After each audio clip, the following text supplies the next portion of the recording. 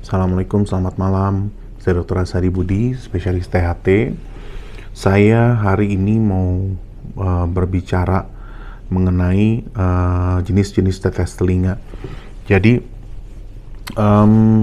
cukup banyak saya lihat video-video mengenai jenis-jenis tetes telinga.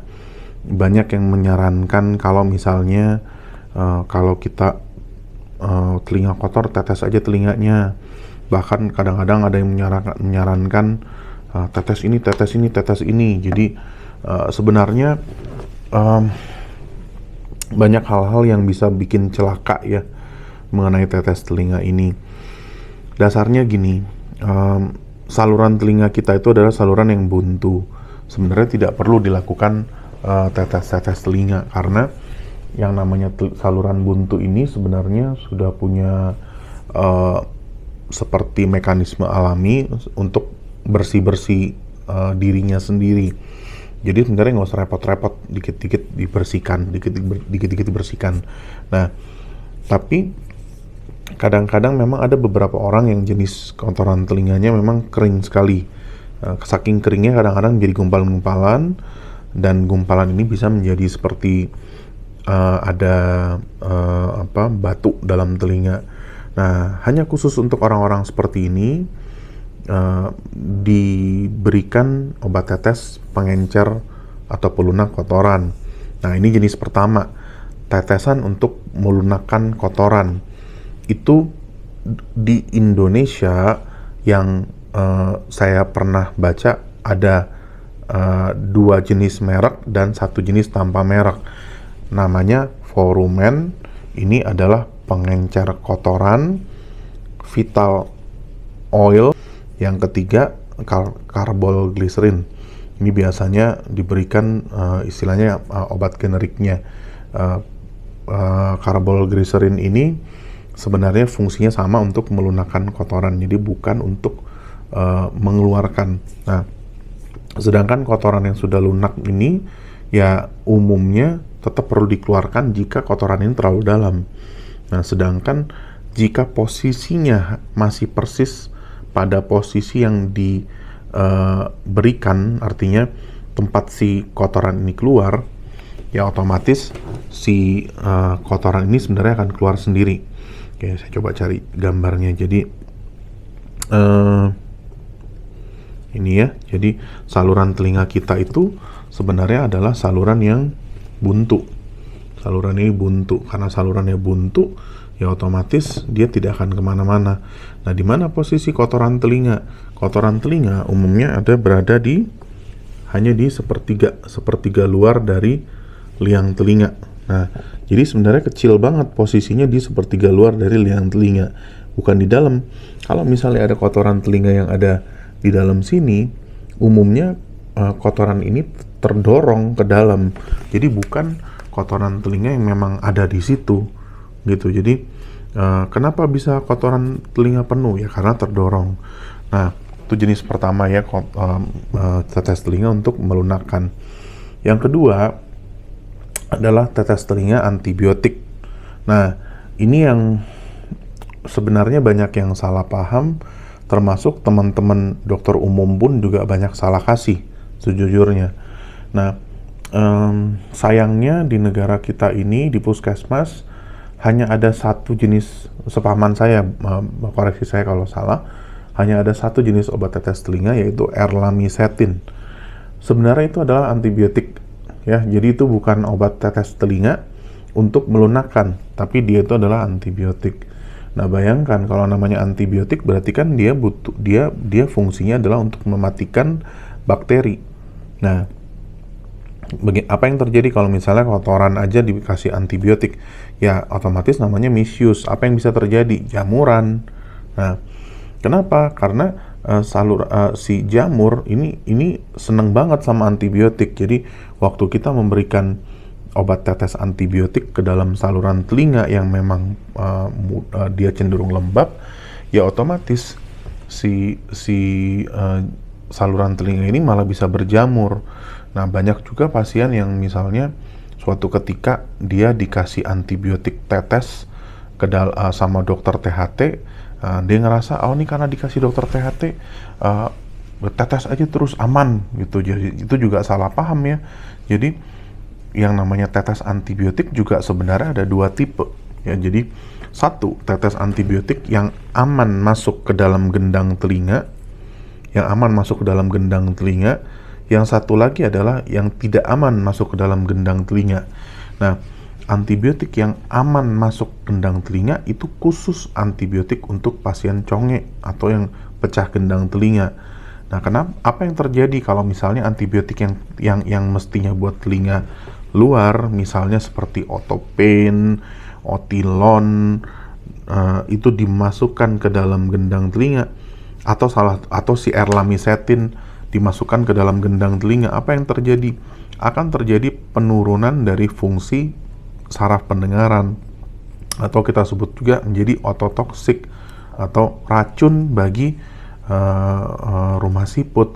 Pada akhirnya orang itu akan menurun fungsi pendengarannya akibat pemberian obat yang salah. Jadi hati-hati dengan penggunaan obat tetes antibiotik. Nah, lalu obat tetes yang selanjutnya adalah obat tetes antibiotik khusus untuk telinga tengah. Nah, ini antibiotik yang tadi saya cerita, antibiotik untuk conge. Nah, antibiotik ini adalah antibiotik yang sudah teruji aman untuk orang-orang yang gendang telinganya berlubang. Nah, kita berikan kalau memang ada infeksi, bukan fungsinya untuk menyembuhkan gendang telinga yang lubang. Nah, tolong jangan salah paham, karena cukup banyak yang salah paham. Pada akhirnya setelah ditetes ngerasa udah sembuh, akhirnya berenang lagi. Setelah berenang lagi ya keluar cairan lagi.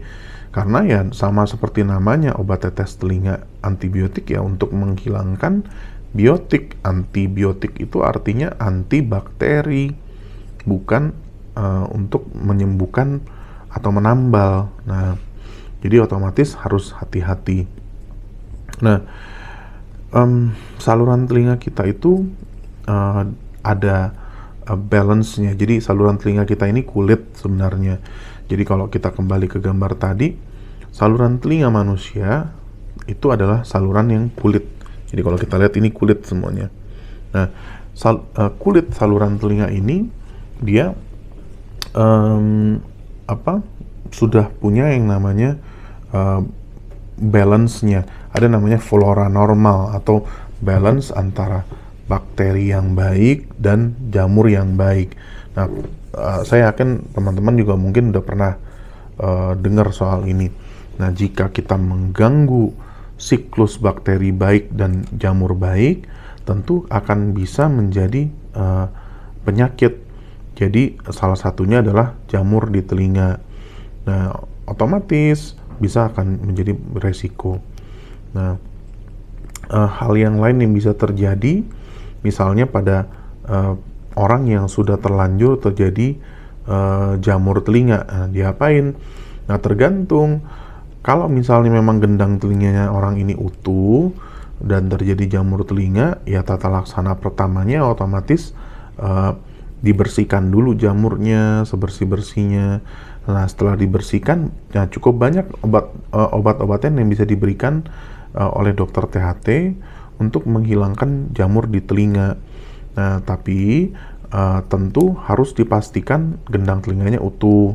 Nah, gimana kalau gendang telinganya nggak utuh? Nah, ada juga sebenarnya, tapi tentu tidak akan bisa sekuat itu. Jadi obat tetesnya juga harus lebih soft.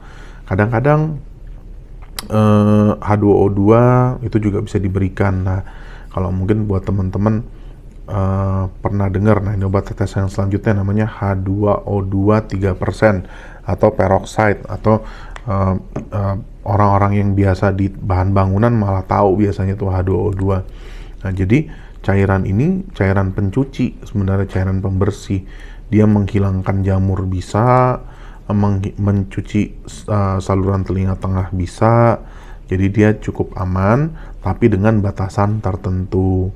Ya, bisa nggak dipakai terus-menerus tanpa akibat ya, tidak tanpa sebab ya tidak bisa. Tentu harus ada sebab, harus ada pemberiannya.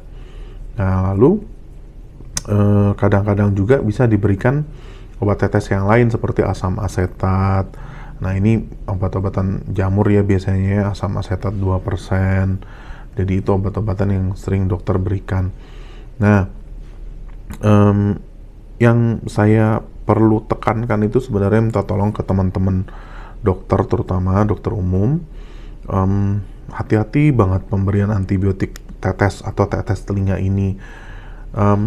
Saya cukup sering dapat kasus di mana sebenarnya saluran telinganya itu cuma kotoran, tapi karena di tempatnya hanya ada air lamisetin, jadi ditetesnya itu lagi.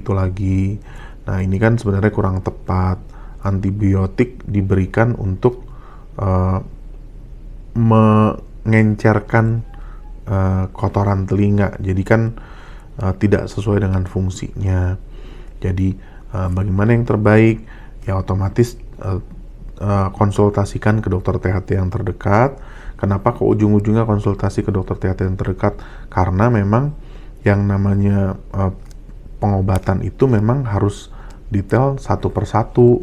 Jadi nggak bisa kita sekedar satu obat untuk segalanya, satu obat tetes ini untuk segalanya, obat tetes ini buat segalanya. Ya nggak bisa seperti itu. Jadi sekian dari saya. Semoga dipahami. Assalamualaikum warahmatullahi wabarakatuh. Semoga bermanfaat.